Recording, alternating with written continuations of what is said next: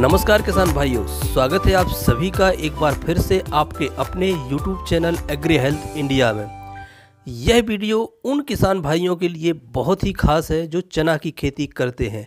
तो यदि आप चना की खेती कर रहे हैं तो इस वीडियो को आप ध्यान से ज़रूर देखिए, क्योंकि इस वीडियो में हम बात करेंगे चने में आने वाली सबसे बड़ी समस्या फसल सूखने की।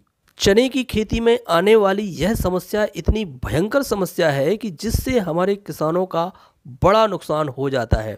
कभी कभी तो उनकी खड़ी फसल तबाह हो जाती है। इसके बाद भी हमारे किसान भाई इससे बचने के लिए तरह तरह के उपाय करते हैं, तरह तरह की दवाइयों का प्रयोग करते हैं, जिसका उनको कोई खास फायदा नहीं होता। इसलिए कुछ किसान भाइयों ने चना लगाना कम कर दिया है।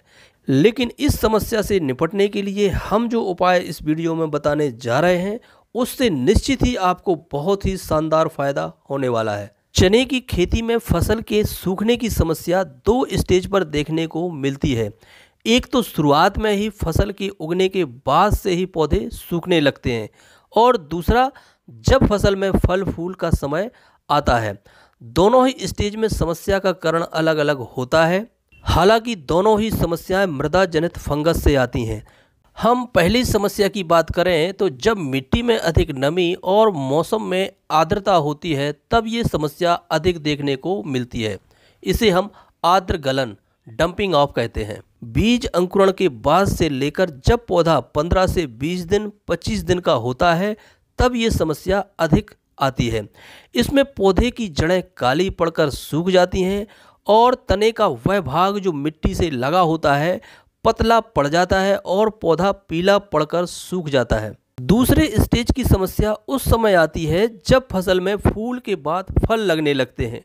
यह समस्या फिजोरियम बिल्ड के कारण आती है, जिसे हम उगरा, उखटा या कहीं कहीं उत्सुक भी कहते हैं। इस समस्या में भी जड़ें खराब हो जाती हैं और पौधा पीला पड़कर सूख जाता है। शुरुआत में ये कुछ पौधों में दिखाई देता है, लेकिन थोड़े ही दिनों में यह संख्या बढ़ जाती है और पूरे खेत में घेरे बनाते हुए बढ़ता जाता है और बड़े स्तर पर नुकसान पहुंचाता है। वैसे इस समस्या से निपटने के लिए किसानों को कुछ उपाय और कुछ सावधानियां बरतने की ज़रूरत होती है, जिसकी शुरुआत फसल लगने के पहले से ही शुरू हो जाती है। जैसे खेत की गहरी जुताई करनी चाहिए, बीजों का उपचार करना चाहिए, अच्छे बीजों का चयन करें और रोग निरोधी किस्मों का चयन करें।